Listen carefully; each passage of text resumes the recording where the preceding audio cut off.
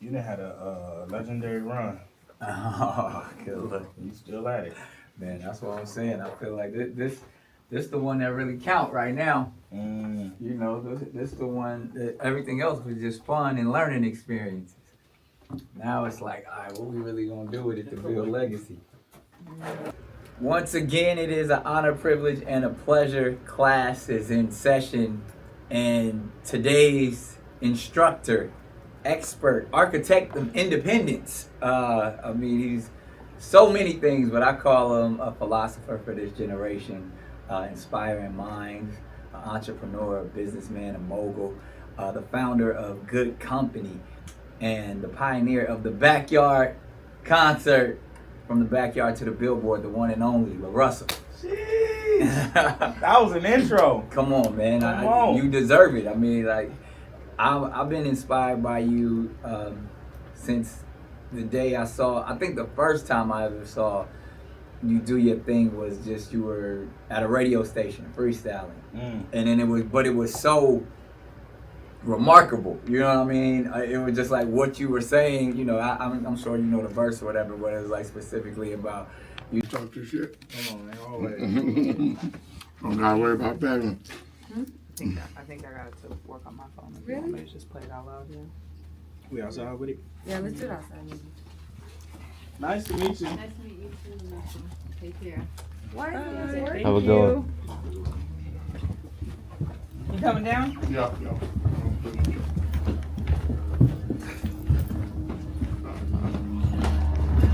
Yes, sir. Good meeting you, bro. Come on, meet you. She gonna play the song? It's not working. What's the part about Hey, this is gonna make it less. Playing a song for you, the Ghetto Red. I know, right? Maybe you can link it later. I know, right? Alright, let's do it. What they doing? Can you play it loud for the chorus? Hey, what do we do? Let's do it. But you play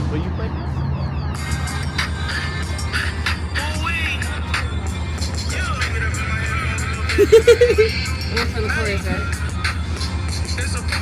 West Side, I got money on me. Oh, it ain't even yet. Okay, Early. There we go. Come on, here we go, right here. Wait. Okay, I'm ready now. Okay. I I'm like, didn't know wait, I when didn't know it we was were early. All right, Ready? ready? 3, 2, 1.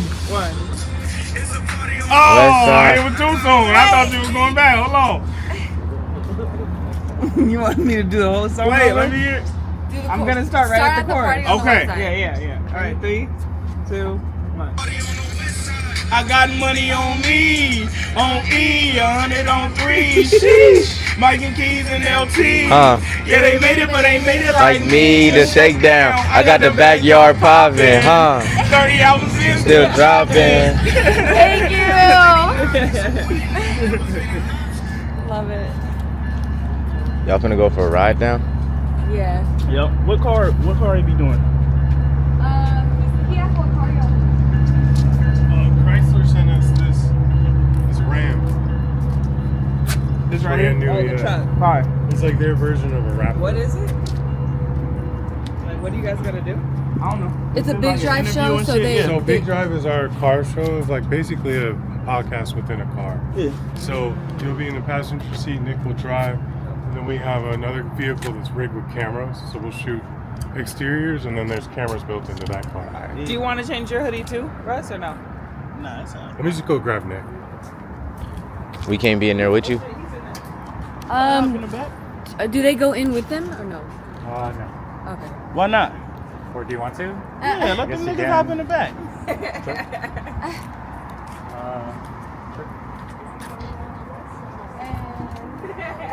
gonna be stuck in my head. It's such a It is. When they made it was like, vibe. this is a perfect cookout. Yeah, facts. I love my. Oh yeah. Not how it was.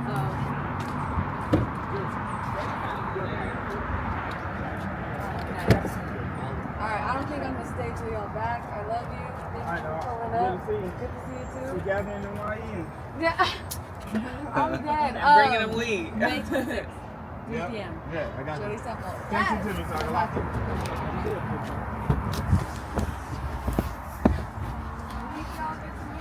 Yeah, good to see you. See you later. It's just you writing, or it's gonna be more? Not sure. Y'all coming? Okay. Just Plug into the camera to get into this portion of it. If you come in the front, I'll walk you through.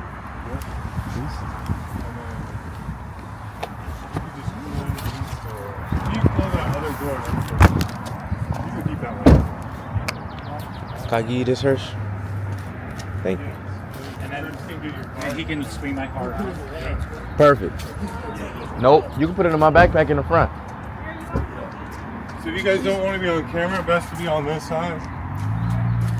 What was your most favorite movie you started? Shit, the next one? But, I mean...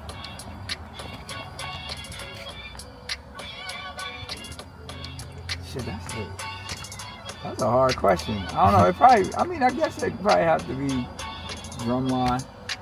It was so long ago. But... That's fire. That beat go crazy though. Bro, Love Don't Cost a Thing. Oh God. Favorite movie as a kid. I probably seen that movie like 50 times. That's what's up. That's baby. I rock with that joint too. On Wednesday. Literally, we're recreating scenes from that movie. Oh, word? On Wednesday. Oh, that's what's up. We be doing your dance at all the shows. Oh God. Yeah. Hey nigga, did you make that up?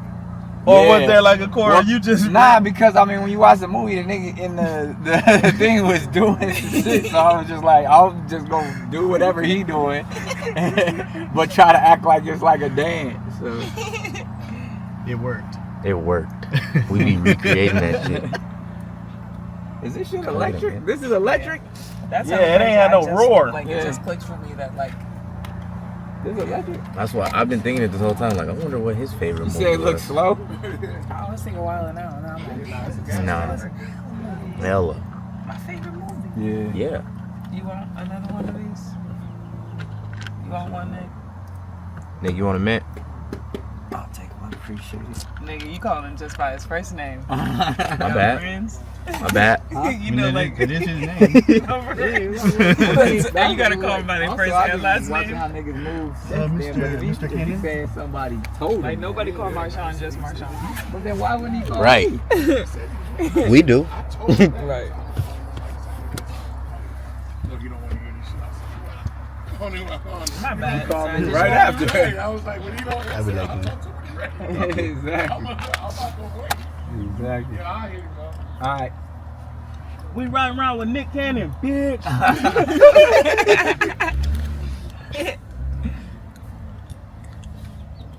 That's crazy. Yes. Yeah, I didn't see this on my bingo card. Right. Clay-Doh gonna love this. Yeah. Clay Dizzy. And there we He's have staking it. good we promos. mobbing, we rolling, the one and only. See, and we rocking with LaRussell. Yeah. And I think, I mean, every once in a while, but I don't think we never had this many people in the Yeah, we got the homies in here. Truly a man of the community, riding with his squad, his gang, his culture. So, I mean, before we get to it, let's introduce everybody who in the car. We got Tieta in the corner. Tieta helped manage me and handle all my business. And Okay. me and Tieta built this. When I first went viral, T came in and we took it from there to here. Now we in car with Nick Cannon. The Splash in the middle. Splash documents my life and films all the videos. So all the viral clip you seen, like me and Marshawn on the cart, that's him running, holding the camera. Oh, okay. And then Yacion here been with me since like 2019 doing photography, all the shows, all the album covers, and yeah, everybody got a role. Everybody play a role. I love it, man. So, I mean, always having a sense of community. Where did that come from? From the backyard shows to rocking with your day ones? Like, where does that sense of community come from? Probably my pops. You know, when I was younger, I used to go with my pops a lot to hustle, and just we always had parties at the crib, and he would host, and he always put his homies on and in position to eat when he was eating, and just I've always grown up seeing him cultivate community and people around him. Right, right. Nah, that's dope. So it's in your DNA. Yeah, you heard? Now, obviously, you know, Vallejo is the soil. Come on. Was because I mean, first person that popped from Vallejo that I'm aware of was 40. And he was, and even, you know, just the Bay in general were always known as the independent businessmen. Yeah. That was gonna get it out the trunk, get it out the mud, however they need to get to it. Was that also innately in your origin story, just because you saw it around you? Was you like, if I'm gonna do it, I gotta do it like that? Not necessarily. It's just like Vallejo lack infrastructure. So whatever you want to do, you gotta build it to do it. So I understand how Foley and them ended up in that position, because when I was coming up, like, there was a time I was trying to get like interviews and live performance sessions and all this shit, and nobody wanted to do it for me. Right. And we ain't had no infrastructure around the city to do it, so I had to create it all. I had to create venues, I had to create platforms, I had to go do all that shit myself. So just naturally, if you from the V, it's not like LA where you see Hollywood and you see the infrastructure, right. and you see movies, so you gotta do it. Right. So what was that moment when y'all figured out, like, yo, we got something, we on, like, niggas is paying attention? Man, my first album in 2018 called The Field Effect dropped, and you know, it was moving, it was doing this thing, but I knew I had something special because my pops gave the CD to the UPS driver one day. And one day I'm in the garage and this nigga pull up, stop the whole truck, and he like, what the hell is this you gave me? And he was like, bro, I ain't heard hip hop like this in forever. And you know, just that sentiment of like seeing a nigga on his job stop everything he doing to get out and let me know, like, bro, this is something, you know, we knew, like, okay, we got something special, we got to figure out how to let the world know we got it. And then, so what did you do from that point on? Man, I started doing more shows, I started filming more content, I started dropping more music. And then when I met Tieta, she came to my house one day and took all the content I had filmed, and she started scheduling out on TikTok, scheduling out on Twitter, scheduling out on Instagram, just spreading the word. And it ended up going viral on TikTok, and Wallow seen it, and Russ seen it, and it just kind of started moving. And from there, me and my pops used to go back and forth all the time, because I used to be like, man, I can't plug because I'm oversaturated. He like, nigga, you got hella music, ain't nobody care about that shit. Drop something for 30 days straight. He like, so drop Pop one said thing that. 30 days straight. He was the first nigga. Yeah. And I did. I was like, fuck it, I'ma do it. And I did it. And shit didn't really start changing, but the compound effect of it is what happened. And now, you know, sometimes I drop 5 things a day for 365 days. But it was him in that inception of just being like, drop something every day. Wow. Promote yourself every day. If you really love it and you really want it to happen, then go tell somebody about it every day. If you're not willing to do that, then you don't want it that bad. And when did you see it was actually working? Just the months after. Just as like each month I was getting bigger and bigger, and I'd go places and people be like, oh yeah, I seen this. It went by. Different people would hit me and tap in, and you know, just immediately after that 30 days and months after, it just started kind of happening. Right. And who is LARUSSEL'S artist inspiration? Like, who do you look up to? Pop, Ye, Kendrick, Cole, Drake, DMX, Michael Jackson, Otis Redding. Not Otis Redding. Otis in there too. Come on, you gotta get some Otis. David Ruffin. Man, I had a really immersive musical experience, especially because my pops was the bootleg man for so long. Your pops was the bootleg man? My pops, the whole he was base, getting CDs, the whole turf. So I had access to every, you know, every. So pops every was a hustler for real. Man, everything. He sold everything that wasn't screwed down. Everything that wasn't screwed down. He sold everything except drugs, and you know, being a kid and. That's what conditioned me to hustle. Some days I used to have to wake up early to go to the flea market in San Jose and get supply. We going to Fry's to get supply. Some days I wake up and that truck will be leaving. Nigga, you missed your moment. Right. You feel me? So it conditioned me early to just be on the road and to go hustle and go get it. Nah, that's powerful right there, man. And so, I mean, that moment that you're like, all right, it's working, it's clicking. Because I'm going to say, it looks like it was by design. It looked like you was like, all right, we're going to do this, then we're going to do this, then we're going to do this. But the celebration of, nigga, we made it. What was that moment?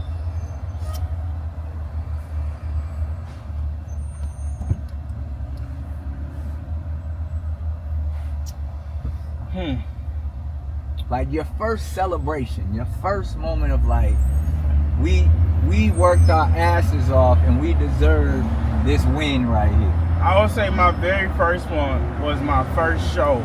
After I released that first album in 2018, I was like, man, I'm gonna throw a show and I want to do it here in Vallejo, but Vallejo, like I said, don't have infrastructure. So we ended up finding this old theater called Empress Theater. They didn't do hip hop, none of that. So I had to really fight for that chance to be in there. And I remember my pops went half with me. I had to work. I spent my check to put the deposit down and do the rental, and we pressed up merch. And you know, what year is this? 2018. So this was all 2018. And I was selling tickets hand to hand. Like niggas come to the garage, putting fly. We was stapling fly. We was really on the ground, and we probably did like 60 tickets and then like 30 families. So it was probably about 100 people up in there or less. But it just felt like a moment, you know. It was like, man, we put this together and we did it. And I remember going the night before and my poster was up in the, you know, billard box type shit, and just seeing it was like, man, I was still working then, so I had to go to work the next day. But you know, just seeing that just really just encouraged me. Where was you working? At a place called United Technologies in an aerospace plant. Oh, okay, yeah. So you've had regular 9-to-5 jobs, but your dream obviously drove you to a space. Bro, every job I was working towards, UPS, FedEx, wineries, temp jobs.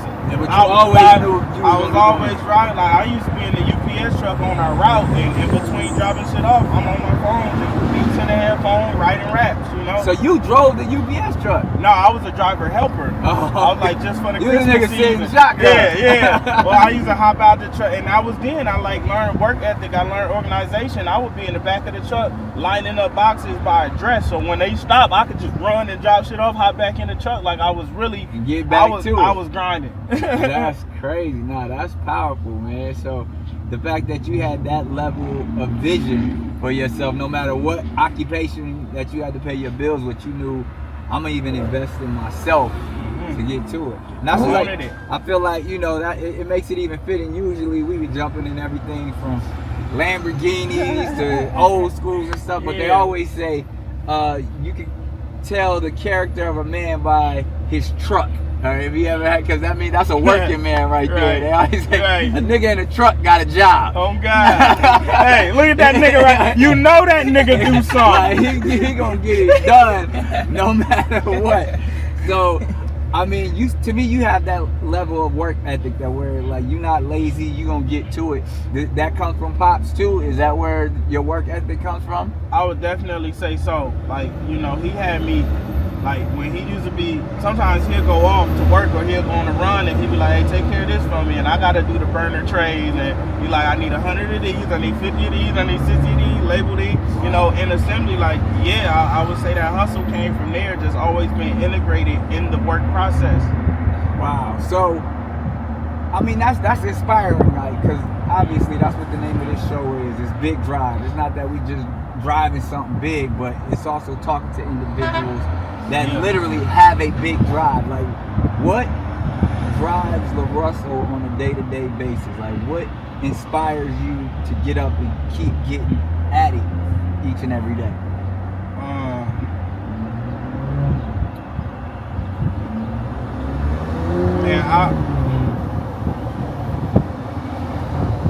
I love some paper.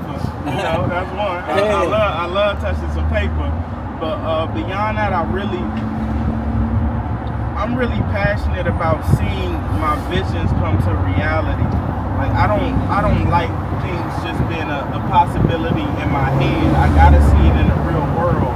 And when I believe something is possible and tangible, like everything in me is just, I have to prove to myself that it's real and it's not just some shit I'm thinking could happen, you know? Right.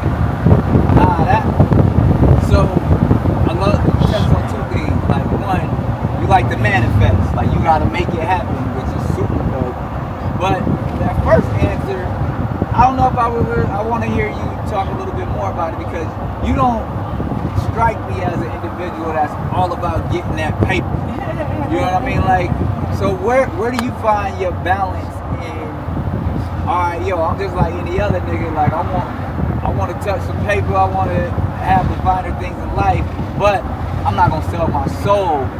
I'm not gonna do the typical things, literally selling dope to my people, or even in the music industry, you know, signing the typical deals or doing the typical shit that can get you some paper, but it's compromising your integrity. Yeah, man, I understand what money does and what I've been able to accomplish with money. You know, I turned my backyard into a venue that now had Juvenile and Mike Jones, and culturally it's significant. Like, I was able to alter culture and add to the pot and change some of these kids' lives. Like, I meet some kids where I take them to shows with me and I buy them bikes and shit. I couldn't do that when I was broke. I buy out the restaurant and feed my community. I buy out the smoothie shop, 100 sandwiches for the people. I couldn't do that when I was broke. So you feel me? For me, it's not like a love of paper. It's just I know what I would do if I was a billionaire and how much the world would change and be grander. So for me, that paper mattered because I know the difference. I know what I was able to do when I didn't have it, and I know what I'm able to do now. Wow. That's prolific right there. So, knowing that you have that level of success, we'll call it, because also a lot of people, they say having money just means having freedom. Yeah. And being able to do things the way that you want to do it. And you even done that. Like, I don't think there's a certain amount of money because you've created commerce. Yeah. You are the currency. So even in that system where you never gonna need, because you're the currency, you always gonna keep just reprinting. But it had to start, like, even I'm in awe of, like, yo, I'm gonna turn my backyard into a venue. like that's innovation. Right. Like, take me back to the first backyard show. Man, I did the first one for my mom's birthday. I had did a show in Oakland prior, and the owner, it was early in me introducing Proud to Pay and Offer Base, and like, I'm gonna let people pay what they want and rent the venue. And I remember the owner called me and was just like, man, I don't know, I'm taking a chance on this, I'm taking a risk. And he was just negative because it was new and he didn't believe, you know, it's just a little black kid, like, man, people gonna show up. And I just didn't love how he was able to pour so much negativity into something that I believed in. Right. And that day I was like, man, I'm finna build my own venue so nobody could ever tell me no, and I ain't gotta wait and pay another nigga to do what I wanna do. And man, that next day we was turning over dirt. But the crazy thing is, most individuals would have looked at that as small. Most individuals would have been like, yo, this is silly. Like, we gonna, I literally have been renting out theaters and auditoriums and all of that stuff, but now I'm gonna turn my backyard into the place that we gonna have a venue. That's vision. Man, you know what's so special too? Somebody, the last backyard show, someone came up to me and they said, man, my greatest musical experiences is in this backyard, down to the sound, the feeling. Like, I invested it. Like, I got concert speakers. I'm 30,000 a speaker, and it's four of them bitches. Like, my mixer, the same mixer you see when you go into some of these auditoriums, it's in my backyard. I really invested to build, you know, an immersive experience. This is it's just as good as the shit you gonna experience elsewhere, but better. Probably better, because it's a different energy and spirit. And man, I just wanted to do something that was for me, that couldn't be taken away from me. Man, that's powerful, man. And like, but I mean, correct me if I'm wrong, the first one probably wasn't at that level. Nah, it was light, but we made it as experiential as we could with what we had, you know, even then. And what was the magic even then? And what is the same magic today? Man, I think it's the same magic, because the magic was always us. Yeah. The magic was always us. Like, nigga, I could walk in the middle of one of these fields with a mic and a speaker, and people would start to gather. People would start to gather, you feel me? The magic was always us. Nah, man, that's so dope. And obviously, we had the OG on the show. He pulled the Cuddy out, and we was riding through Oakland with the one and only Richie Rich. Oh, wait. You had double on here? Man, come on, man. I had to get the OG to drop the isms on us. And always, since I was a kid, one of my favorite rappers, and inspired me like that, I always patterned my raps after Richie Rich. Like, just his storytelling, his swag, his ability to freestyle. Like, I was just always a What is your tie to Vallejo in the Bay? Family. Like, literally got cousins and stuff that, and then it's funny because I grew up in Dago, and for people who not from California, they don't know the difference between San Diego and San Francisco and San Jose. Yeah. They think they all down the street from each other. Hilarious. So for whatever reason, I always felt like Dago had a real Bay Area feel. Definitely. And even, you know, Richie Rich talked about this to where it's like, for whatever reason, LA is its own thing, but there's a connection that San Diego and the Bay always had. So I always just wanted to be a Bay Area rapper. Fire. So even as a teenager, we would go do shows in the Bay, and because my cousins and all that was connected. And then I even go one step further. Once I even got on a little bit, but I was still a teenager, DJ D-Rec is from Vallejo. Yep. So his family, and like that's literally my best friend, my big brother in the game. So my other best friend is the showrunner of, you know, Wildin' Out since we was kids from the Bay. Like, so like, you know, It's all Chuck, connected. you know what I mean? Yep. Like everybody in my life is from the Bay. I love it. So it's just always just had that connection, man, since a kid. And then, my mom dated a couple of niggas from the Bay, you know what I'm saying? So it was always, I had that influence around me since I was a kid. But to say all of that, talking about our OGs, your movement has turned our OGs back up. Like, hey, that moment, you hear me? that moment seeing, probably to me, one of the greatest moments in hip hop. Ever. To see literally a man's body give out in excruciating pain, Right. and to continue to keep performing, Bro, and freestyle. I've never seen anything that like was it. the equivalent of Kobe breaking his finger and still going and shooting the free throw. Right. You feel me? Exactly. Like it's that. And I feel like that restarted his career. Like he was chilling, coming out doing you a favor, rocking in the backyard. Yes. And that went super viral. Reignited that spark. And inspired him to get back to it. And now he doing shows every weekend. Bro, he sold out Yoshi's 2 nights straight. Salute. 2 nights straight, he's back at it. Nah, how does that make you feel to know that you're creating a platform and literally an ecosystem to where the ones that became before us are now even? Man, it makes me proud because that was my goal. Like, I was writing this down. I got a list of all the OG artists that I wrote years ago that I was like, man, I want them to come work with me and do a session because I want people to know, like, our culture and where we from and what it came from. And Richie Rich is just one of many, you know, Spice One, Sally Self, we legit. I done brought so many of the OGs. Like, I love to bridge that gap. Like, you know, my musical influences is them. That's the music I came up on that I love, that made me feel good, that made me want to rap. Yeah, that's dope, man. And I feel like only the Bay Area has that.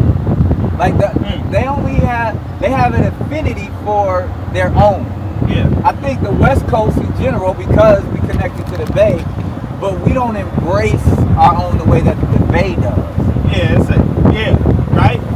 Other regions is a little like you don't. Houston there might be a little bit in Houston. Like, even then though, like other regions, you don't see the youngins making like songs with the OGs in the same fashion that we do it in the Bay. Like 40, any youngin who come up out the turf who getting some motion and moving, 40 gonna come get you one. He gonna bless you. Every short gonna come bless you. Like that's that rite of passage. Yeah, and the fact that they still getting to it. Yes. We gotta honor that as well. Like Short was telling you, Short was putting out tapes in 82. My nigga, 82. Right. Like, just let that sit. That nigga can make a hit today. Bro, he may blow the whistle in his 40s. In his 40s. 40 may tell me when to go in his 40s. Yeah. 40, 50. Yeah. He 50. That shit crazy. Hey, Nah, man, and not just there's again, it's something in the water up there to where not only the longevity but the influence. Yeah. The fact that we respect our OGs in the same way that it's like usually in other regions they're like, that nigga old, that nigga washed up, he ain't got it no more. But the Bay is not like that. Like we yearn for the game from the OGs in a different way than any other region. Right. So longevity for LaRussell, how long you gonna go for? Man, I'm honestly thinking about being done sooner than later. No, really? You gonna retire? And you know, me saying like, man, Bodie had his biggest shit when he was 40, had me like, damn, it's short. But I'm really like, I'm giving so much. You know, I got 39 albums and still counting. Like I told myself, until that time comes, I'm gonna give my all and I'm gonna run relentlessly. But I don't Definitely, you're offering to the world. I'm giving it. I'm giving a lot.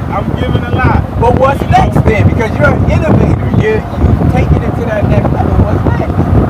I think I will always be curating culture in the background.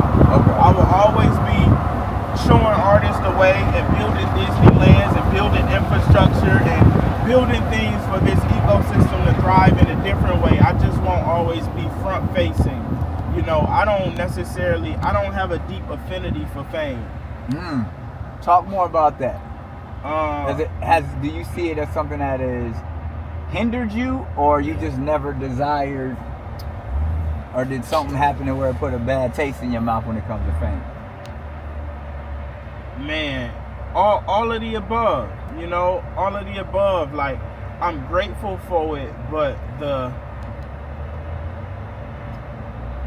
just how people perceive you and look at you and what you become when people think you somebody and famous is just like, it's a lot, you know. And sometimes I'm such a regular nigga that I like doing regular nigga shit still. You feel me? I'm still gonna be outside, and sometimes like I'll go play pickleball, you know, and I let the community come out and it's a nigga filming me. And it's like, bro, I'm just trying to play pickleball with my niggas. You know, and I'm riding my bike sometimes and people stop me. And like I said, I'm grateful for it. Always, but you know, But it's taken away from your freedom, and the purpose that you're actually doing it for is for your freedom. Exactly. You lose some liberation that you really can never get back. Cause like the fucked up part about fame is like, even if you go broke and fall off, you still famous, but you like the broke nigga who fell off. Famous. Now niggas like, oh, that's the dope fiend who was, you know, like the fame don't ever leave you. Right. Yeah. That's heavy right there. So. Alright, because I know it's not about monetary, but if you're already having these conversations about retiring as an artist, and we know your body of work is extensive, what is the amount of money where the Russell's like, I did it, I'm good, I made enough money, I touched this amount? Most people say, I want to make 100 million. Some people have them billion. I used to always be like, I want to be a billionaire. But you get to a space and you get, there's a realistic number to be like, I'm content, I'm comfortable.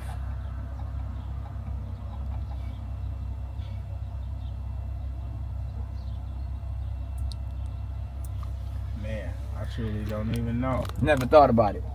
Yeah, I don't even know. Because and I'm leading with that question just a little bit because I truly believe it when I say you are currency.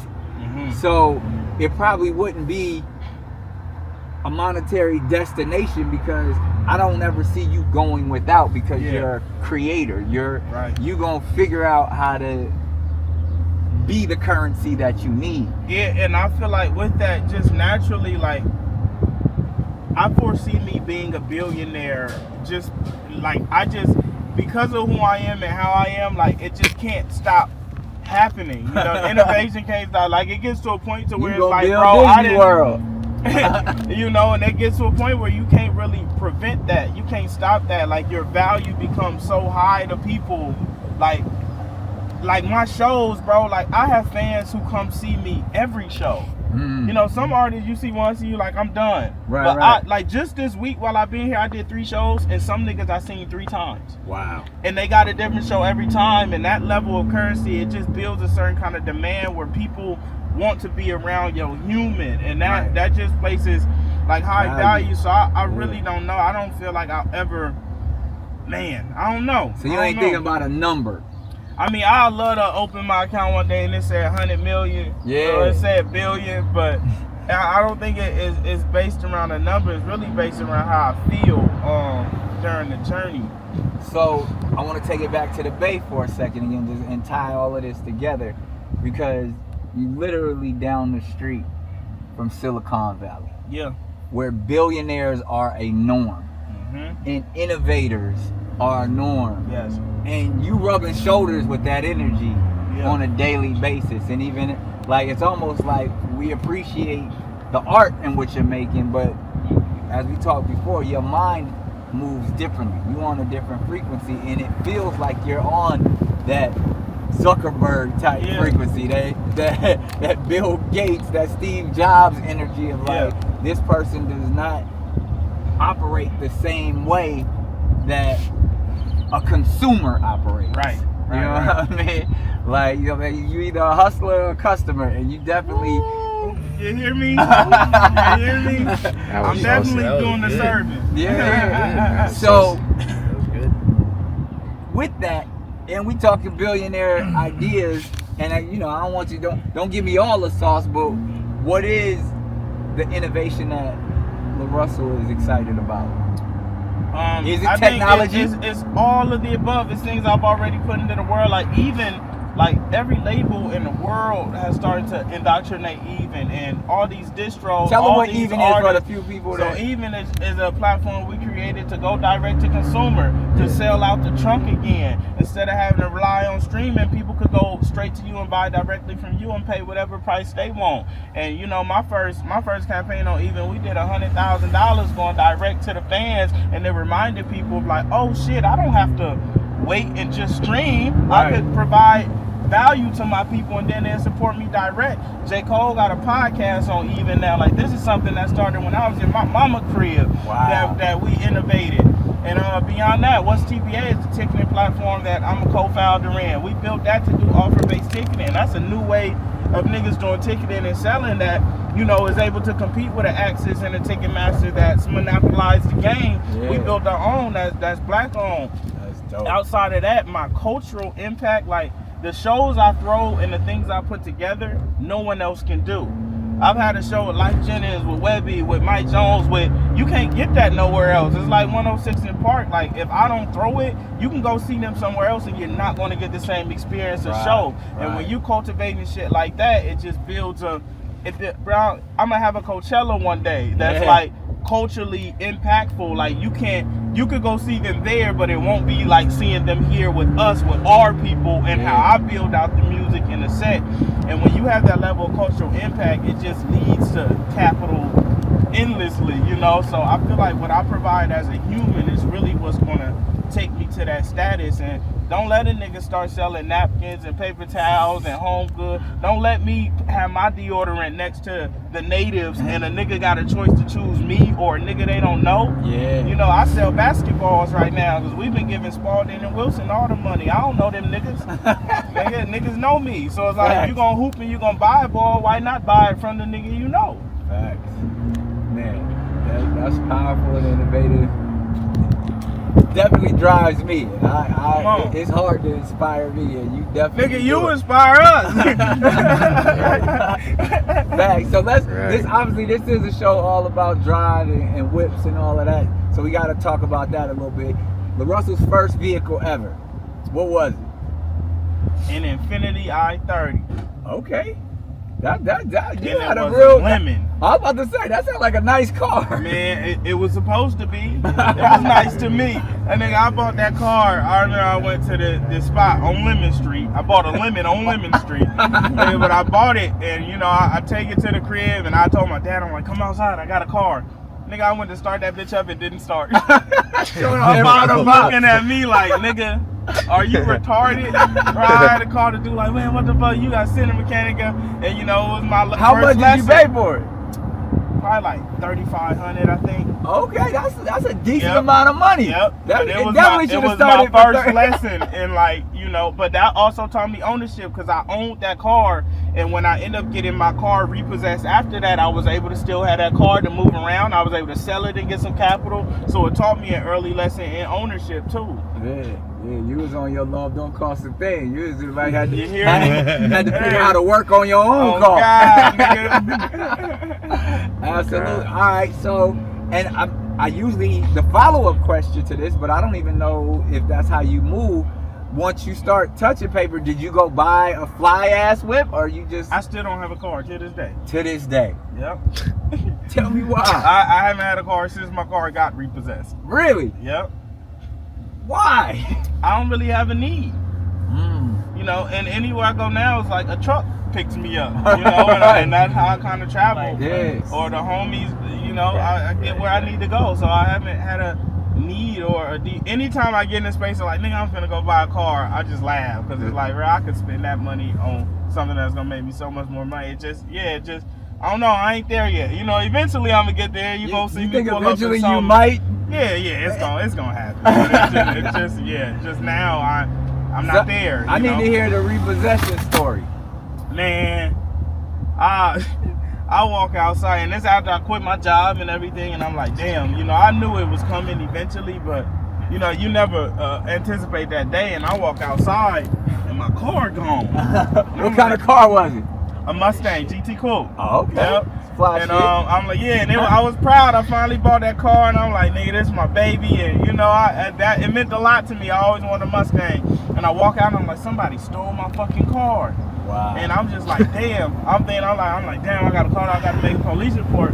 And then I just stopped. I'm like, my car was loud. Like if a nigga cranked that bitch up, I would have heard it. So I'm like, nah, they couldn't have stole it. Right. And then I just start thinking, I'm like, oh, They got I know who stole my car. the man. I stole my car, Jody, the man. And I remember just calling the tow truck place, and I had to go get my possession and shit out of the car. And my pops came into my room, and he was like, man, I'll go half with you, you know, you want to get your car back. And I had a little bit of paper left. And I was looking at heat presses because I was like, man, I'm finna start the merch business. Like, fuck it.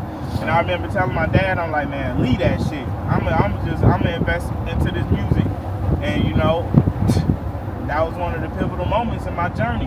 One of the best decisions, right? Oh God. So instead of getting your car out of repossession, you bought a heat press machine. Man, and it started, I bought heat presses, transfers, all that shit, and it started my business on the merchandise side. Wow. That's innovative. That's inspirational. Like, Man. most niggas would have went and got their whip. And you know, it's crazy. It took me a long time. Like, I was lying to niggas. Like, oh, yeah, I sold that shit. And then you sold it and ain't got another car. You feel me? But I didn't even have a pride to be like, man, somebody took something from me. So when I made my song, GT Coupe, was crazy. It's one of my biggest songs today because so many people can relate to real life. But when I was writing that song, I almost, like, didn't do it because I was like, I don't even want to tell niggas I got my shit repossessed. You know, but showing up authentically, like I say, is always so relatable. It's always the way, and it ended up being one of my biggest songs because the world can relate to a real story. Wow. Now you talk about coming over to fix some shit. We going off road. Oh yeah.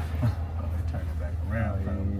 Nigga done took us somewhere that ain't know where we going. I think that they wanted to get the mountains and this shit. Yeah. Got us driving to the bay. So, I mean, man, your story is so unique, but it's interesting to also hear who you're inspired by. Like you say Pac, Ye, Cole, like, was the people you're a fan of, who was the soundtrack to your journey? And like, what records do you remember saying, like, yo, I put this on and this motivated me to get to it? Tupac Changes. Was a big song throughout my journey. DMX, she used to tell me that, baby, it's gonna be okay.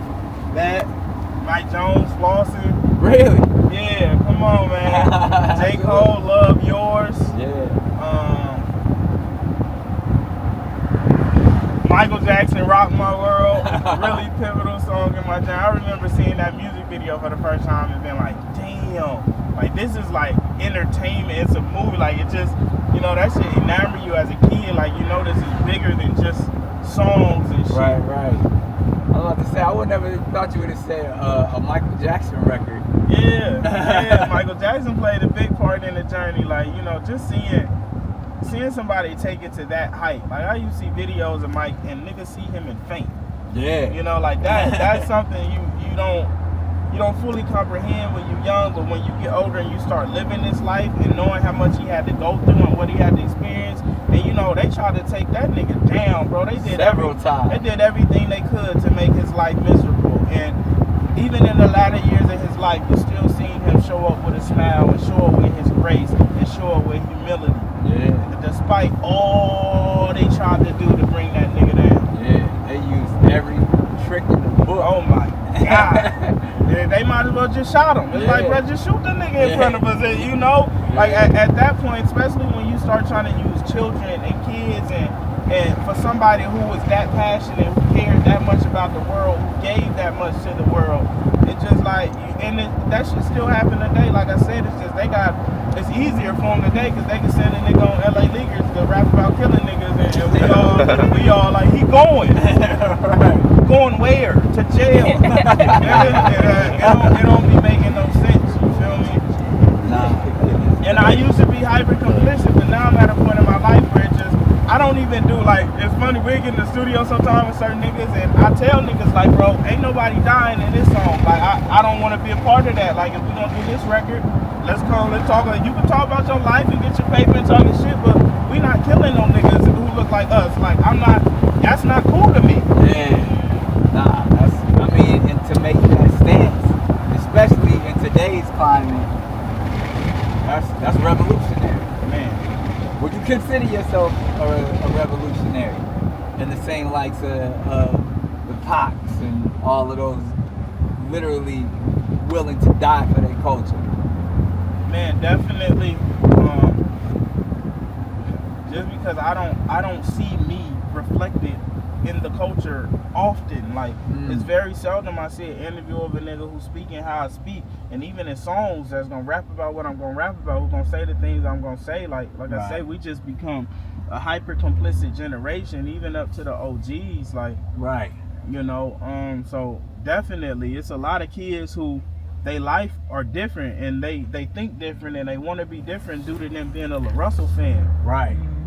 Nah, he's definitely unique, man. Like that, I know you've been seeing lately all of the Mount Rushmore memes. Yeah. And I've seen you already on a couple of them. Come on. Yeah. So you doing what you set out to do in a big way. I love it. In a major way. Y'all good? Yeah. We're just checking the cameras and we're gonna get the phone back. Oh. So we lost reception. Oh shit. Should look good with the mountain. The mountains is dope. Can you mute it? Man, they mics must be hella good. Is that the mic there? Gotta be. I think they're mic'd also. Yeah. Oh, y'all mic'd also? Oh, okay. Yeah, that's just for room noise. Yeah, ain't no room. Just noise.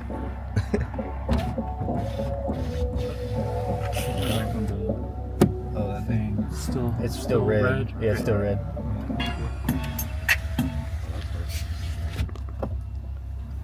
We did big drive, so when you come to the Bay, you gotta come do a stroll with us. Just walk around the neighborhood. Hell yeah. Come on, man. Tell me when. I'm there. I love it. Once we get back out to the opening, it'll be kind of obvious where the freeway's coming. You'll see it. Alright, and I'll just follow y'all. Yeah. I'm just saying timing wise. Got you. Yeah. Yeah, we ready. Running it up. We almost done. Man, it's beautiful to see you this far in your journey and still grinding, like still active, still working, still trying to put new things into the world. You did Wildin' Out independently. Yeah. I seen the interview and I did not know that shit. Yeah, that Wait, was. no fucking way. That's so I tight. used He my put his money. own paper. No fucking way. Yeah, so what happened was I had I was, starting to be popping and stuff. And I was like hosting TRL and, I had been doing, music and movies. And they gave me a deal at MTV. And it was around the time when Punk was out. So they were like, yo, we want you to do a show like this. And I was like, no, I don't want to do no show like this. Like, I was like, I want to do a show like with me and my friends, like with the homies. Like how I was like, yo, we at these comedy clubs, backstage, just like freestyling, talking shit, going at each other. And I was like, yo, a hip hop improv comedy show would be dope. And they didn't understand it. And I was like, I was like, well, fuck it. I'm gonna go use my own little money, rent out a comedy club, rent some cameras, got my friends together, who they had never heard of, people like Kevin Hart, and Cat Williams, and like all of those type of people, and they just pulled up to the, comedy club right on Pico, and we shot that shit. Y'all shot that shit here in LA? Yup. Showed that shit to them probably like a month later. It was like, I had the homie design the Wildin' Out logo, like graffiti off the brick wall, like, and shit, rest is history. 500 episodes later. Damn. And the fact that I got to own it, you know what I mean? Because it was mine, because they didn't pay for it. So I owned it, for its entirety, until I sold it to them. Wow. So that's and that was, I learned, that was early 2000. That was 2004. When you got to that, what was your big moment? Like you asked, what was that moment where you was like, damn, I did it? What was that moment for you? It was a hard one too, because I'm such a worker and a grinder. Like, even if you think about like even a lot of the movies that I've been in and stuff, it's never been like like I always had to prove to people. Like Drumline didn't come out like it was a hit. It had to eventually become a hit. Same thing with like Love Don't Cost a Thing. Like it was like I never had that moment where a studio was like putting my face on billboards everywhere. I had huge marketing campaigns, even Wildin' Out. Like it slowly had to get to the stage. So I never had that mentality like, oh, I made it. I could relax. It's always like, yo, I gotta figure out what the next play gonna be, because I gotta keep proving everybody wrong, or keep proving that, I'm supposed to be here type shit. So I never really felt like that celebratory moment. I can't even really call it. Like I knew, like, cause like people didn't start telling me they fuck with like Drumline and Love Don't Cost a Thing until years after they had already been out. Like, now we all doing the dance. Like that shit when it first came out, like I was so pissed off when that movie came out, cause I was like, cause Drumline came first, and it was taking me more in a dramatic, way. And then the silly fucking Love Don't Cost a Thing came out, and all my agents and managers was like, this is gonna ruin you. Like you had this dramatic flair. So then I dove deeper into like doing independent dramatic work, which it was successful too, but it wasn't like, I was never like starring in. So I would probably say, at least where I felt like as a creative I made it, like I got a chance to write and produce a big budget film, was The Underclassmen, was the joint where I was like, it was before even the 21 Jump Street movie came out. It was like, I wrote a script about me being an undercover cop at a high school, and the fact that from the concept of creating a movie all the way to the film coming out, I got to act as a producer. That was to me, it was like, wow, I'm doing something that like I would envision Eddie Murphy does. The people that I really look up to. So that was the one for me. Yeah, he gotta come on Free Game and stroll, because we got questions too. Absolutely. You came on Big Drive, we gonna take a stroll in the back. I got you. Say less. Next time I'm up there, we really gonna get to it. When you sold Wildin' Out, was that like a liberating feeling for you? Like where it was like I felt like I was proving a lot of people wrong that didn't understand it at first, even people on my own team. So absolutely, because everybody was like, don't spend your own money, why are you doing this? And it was like, And then it was like I looked at it as I was just putting my friends on, so I was happy for them. And then when you see people like Kevin and Kat, Boris, Afion, yeah, like you, D-Ray, Dave, like people that you, or it's some niggas that we know, like culturally, just like that really was the launch pad. Like you really created, like that was a 106 in Park for comedians, a Def Comedy Jam for comedians. Like you really created a launch pad for a lot of talent. Nah, that's what's up. The fact that generation after generation recognizes it, it means a lot. But as you can see, we wrapping this up and we jumping on the freeway. Yeah. So just like every episode of Big Drive, we got to get to that last and final segment, which I know you can handle because I've seen you do it before. But whenever you ride with your squad, somebody turn on a beat and they get to freestyling. So this is the Freeway freestyle. Not the Freeway freestyle. The freeway. It got to happen on the freeway. What? Roll up the windows. You want us to shut this one too?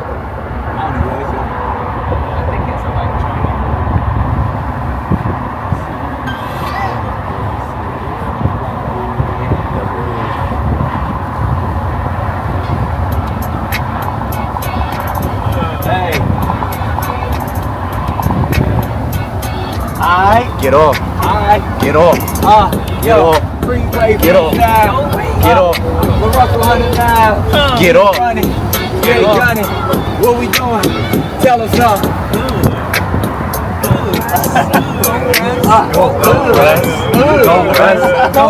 Walk him down.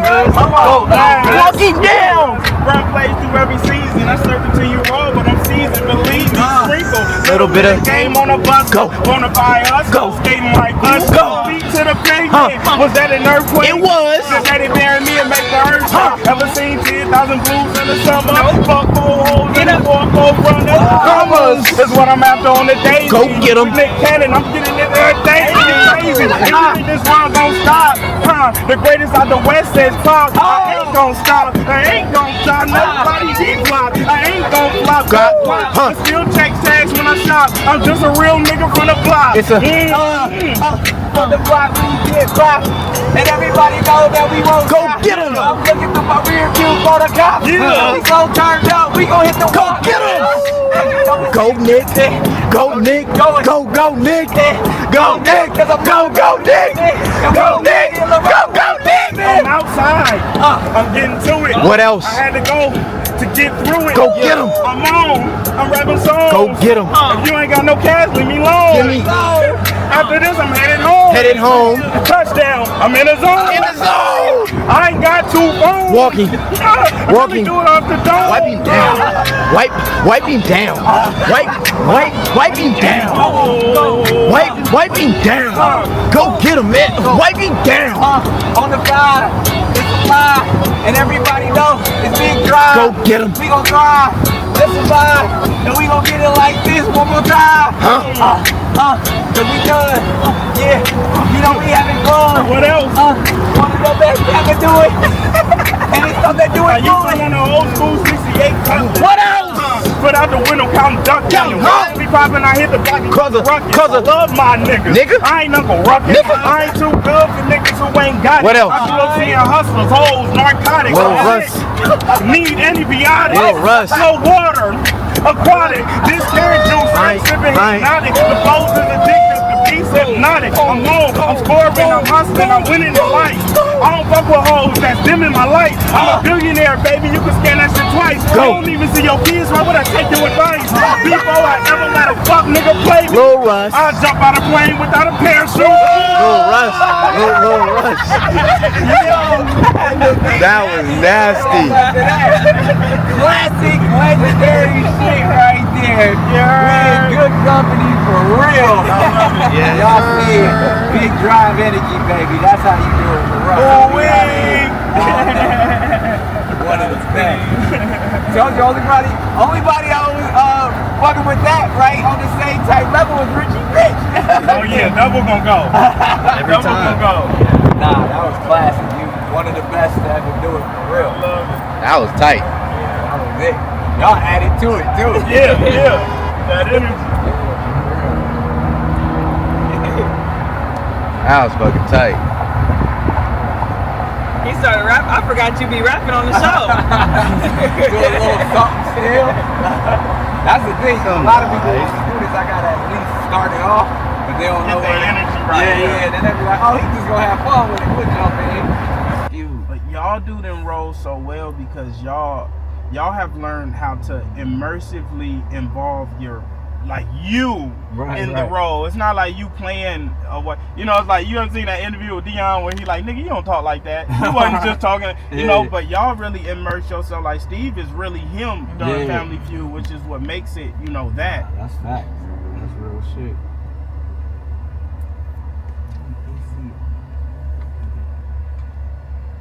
We out with the freeway now. Yeah, we roll the window back. Yep.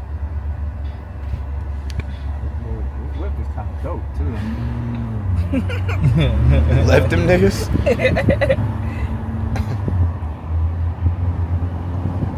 Do you still love it? I still love the creative and the hustle. Those two things. When it starts to feel like work, I don't fuck with it. But like even right now, just even in the current state of the world and the economy and all that shit, is like, all right, we gotta go figure this shit out. We gotta go get it. Like I'm trying to figure out what's the next innovative play as culture is shifting, as technology is taking lead. Like, all right, what's that next $1 billion idea? What's that next platform I could build where I can help put people on? Like backyard. Exactly. Like that's like when I wasn't lying. I was like, man, that's inspiring on some real shit. Like how you like, yo. Can you give us some 2-camera trips triple forward to touch right here? Can you give us something 2-camera? Yeah, you got it. You ready? Big drive. Yeah. Yep. It's that big drive energy, baby. You see it? The Russell in the building. You heard? Let's go.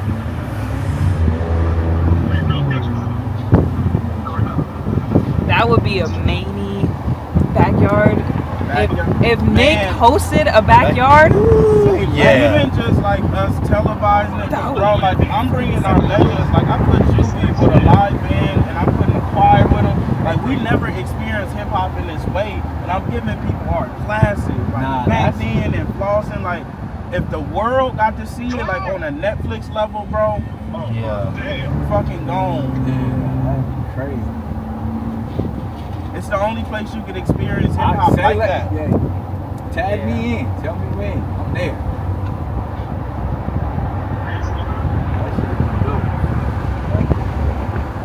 yeah, there's no more like culturally protected spaces anymore.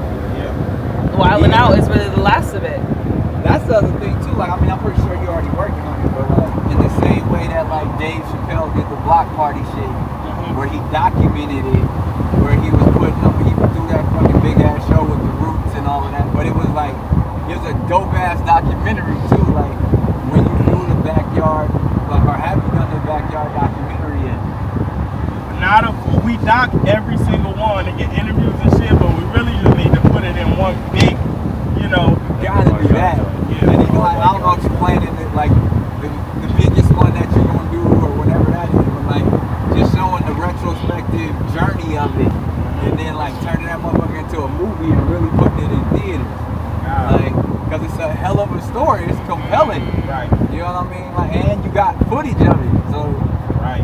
Even like how dope, even like they were able to put that Genius documentary of Kanye, cause he's been filming everything for that long since the 90s. Yeah, because I be really looking at the backyard as like a 106 in Park, where it's like niggas tune in weekly. It's such a it's just like some shit that we've been missing culturally for a long time. Yep.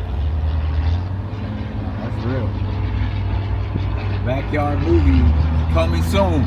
God. But yeah, whatever part I can play, let me know. I'm gonna pull up. I love it. Cause I know even when we was on tour, we was trying to figure out, like, man, when we in the Bay, we gotta pull up on the Russell. Yeah. See if it match up.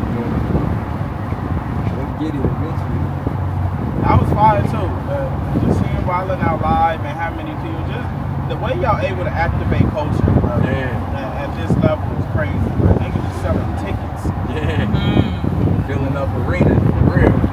When you do that, have y'all done one like, or did y'all used to throw the live shows independently, or do y'all do like a deal with like a Live Nation and shit? At every level, and even right now, because I'm in legal bouts with Paramount, like I'm in a legal thing with me, Paramount, and Live Nation.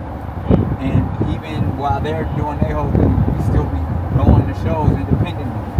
So I've done it at the Live Nation level, tour buses and all of that crazy shit. And, you know, you still make bread, but I always make more money independently than when I'm fucking with Live Nation and Viacom and all that shit. So that it's even more reason to just do it yourself.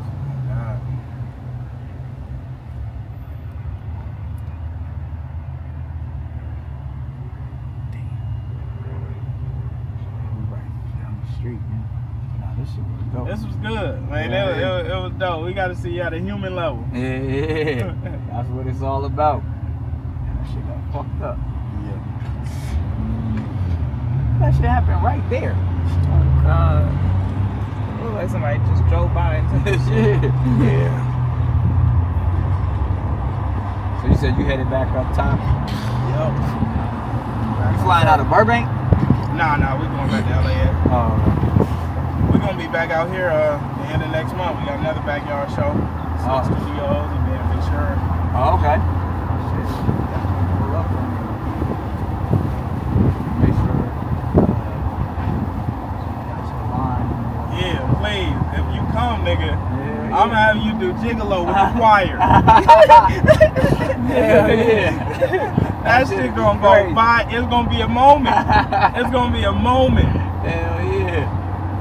Not gigolo with a choir. With the choir. This is your last chance. I was gonna ask, do it be tough to like be in those spaces when you're doing like the America's Got Talent, the Masked Singer and shit, because it's so like scripted and like, do it be stale in there? I think it's just how Russell said it, man. You just gotta show up like your authentic self. Like I used to like early on. I used to like try to, I gotta act this certain way, but then I was like, this shit feel like work. Like whenever it feel like work, I don't show up. So right. I'm like, if I could be myself and really, I think, and ultimately that's what they want. You know what I mean?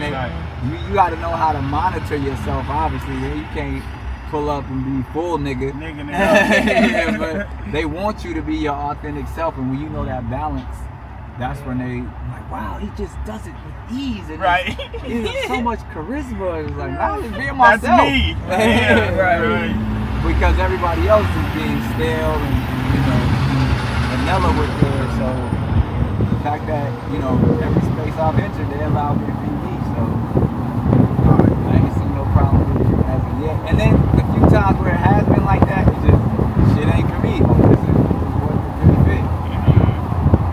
Shit like that, does it come to you, or do you have to like audition, or are they like seeking you more so? I think they more seeking.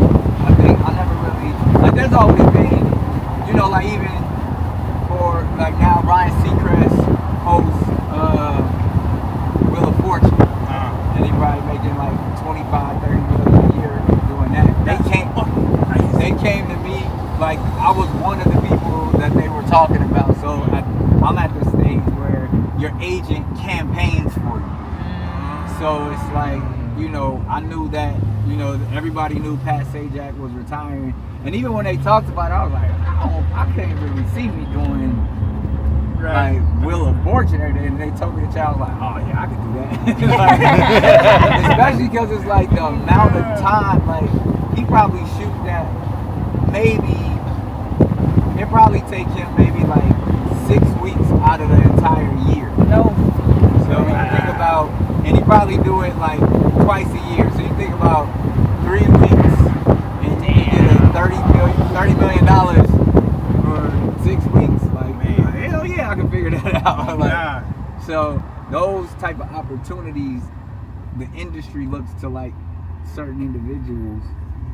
Like even right now, that I just picked up that gig and we're gonna be shooting in Australia.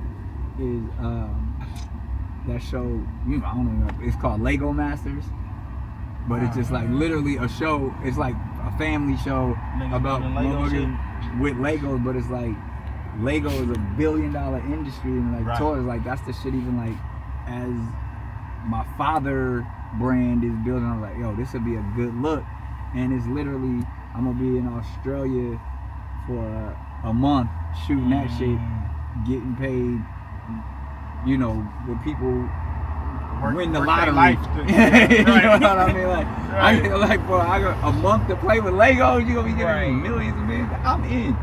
But it's just like, but it was like, you know, a handful of individuals that they all, the go-to hosts that they try to. So it's definitely something that, you know, I never set out to be like one of the top hosts on television, but that shit has definitely been a blessing for, you know, the last fucking decade. Because you don't get, like, that's one of the things where the phone always rings, you know what I mean? Like, they always want you to host for something, right? And everybody can't do it. Yeah. Everybody ain't got like the sparkle that is like, you know.